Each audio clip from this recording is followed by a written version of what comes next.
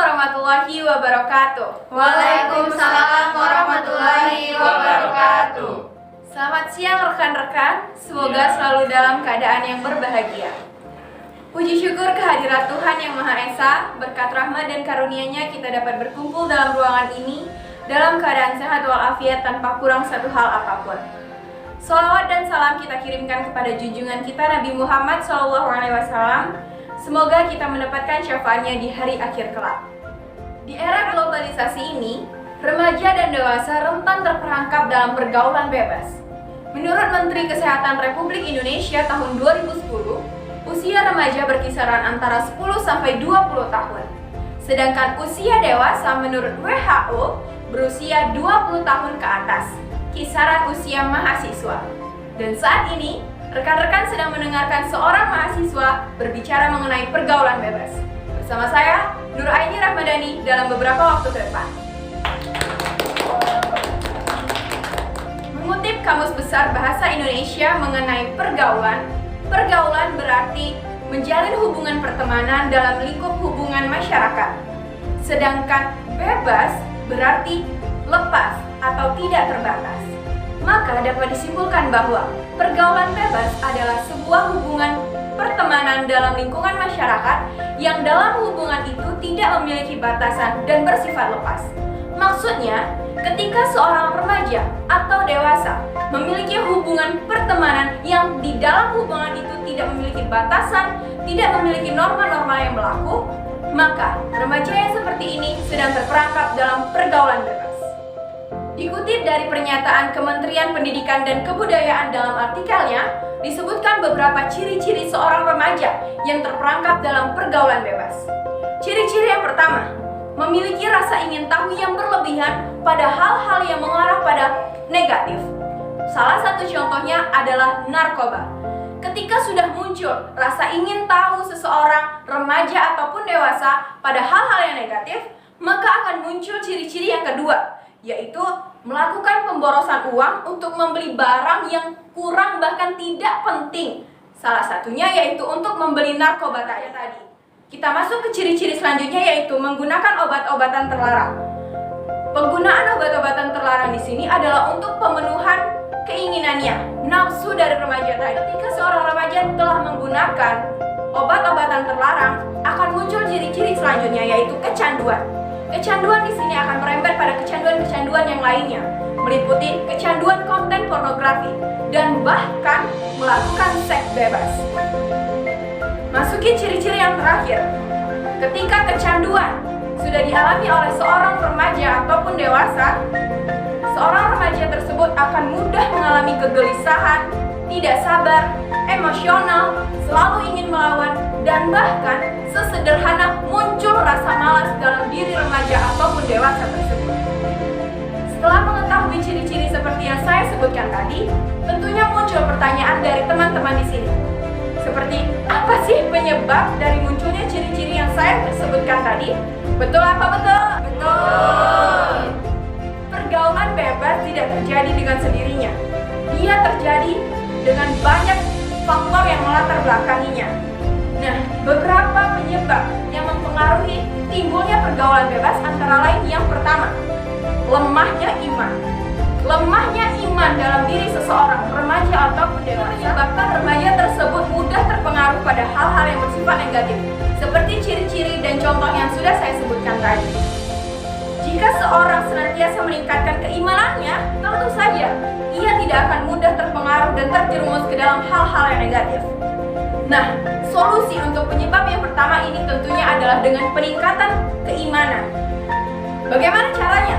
Dengan mempelajari pendidikan agama Islam. Pendidikan agama Islam tidak hanya bertujuan mentransfer pengetahuan dan keahlian, tetapi melalui pendidikan agama Islam akan menekankan kepada aspek pembentukan kesadaran dan kepribadian, serta merubah perilaku sesuai dengan nilai-nilai keagamaan yang tentunya akan menuntun seorang remaja ataupun dewasa kepada hal-hal yang lebih positif. Penyebab yang kedua yaitu faktor keluarga. Nah, dalam penyebab yang satu ini ada lagi penyebab-penyebab lainnya yang melatar belakangi munculnya pergaulan bebas dalam dalam diri seorang remaja ataupun dewasa. Yang melatar belakangi hal ini yang pertama, kurang pedulinya orang tua terhadap anak.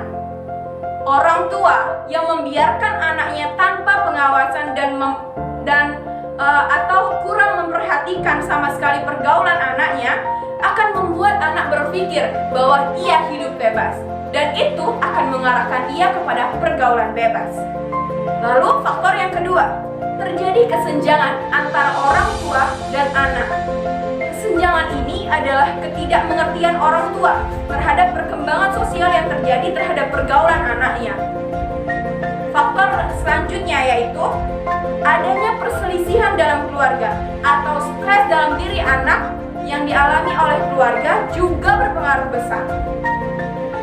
Kebanyakan anak-anak nakal berasal dari keluarga yang menganut pola menolak karena mereka mencurigai terhadap orang lain dan menentang kekuasaan.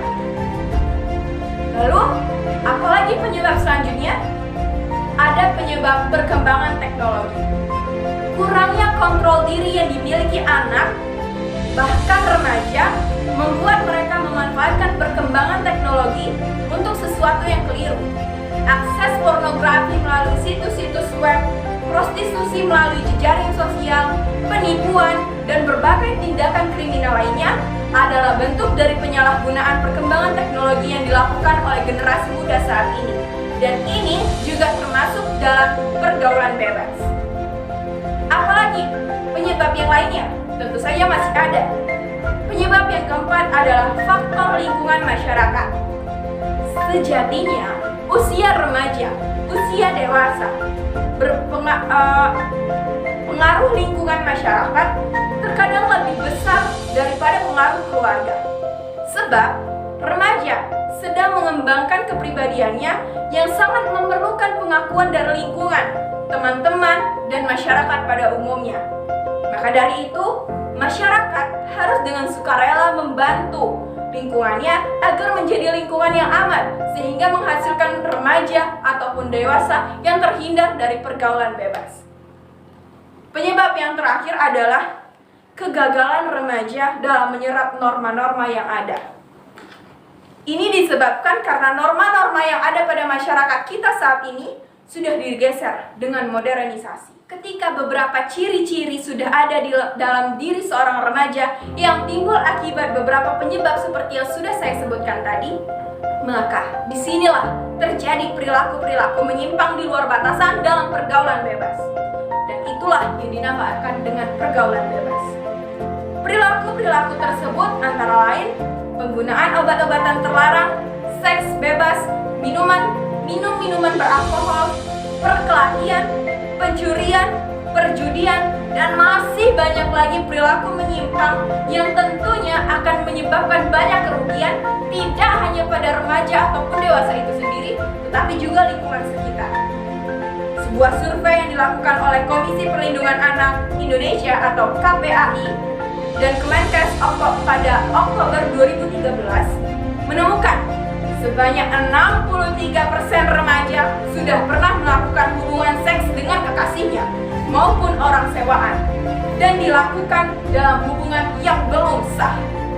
Sementara survei demografi dan kesehatan Indonesia tahun 2017 yang dilakukan per 5 tahun sekali mengungkapkan sekitar 2% remaja usia 15 sampai 24 tahun dan 8% remaja pria di usia yang sama mengaku telah melakukan hubungan seksual sebelum menikah.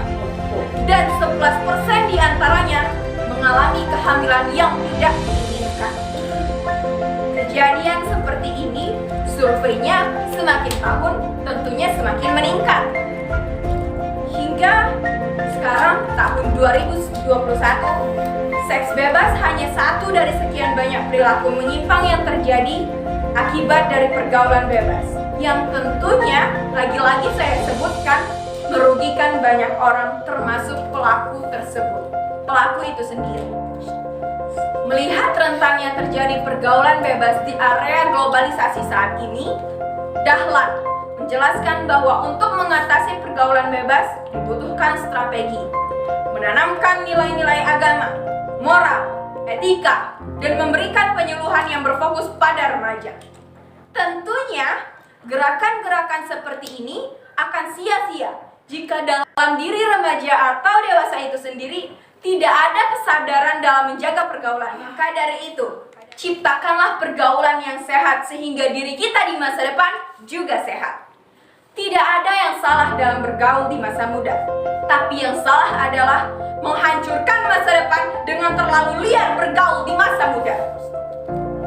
Sekian dari saya, seorang mahasiswa yang juga sedang membangun pergaulan yang sehat. Mohon maaf atas kesalahan, terima kasih atas perhatian. Saya akhiri, wassalamualaikum warahmatullahi wabarakatuh.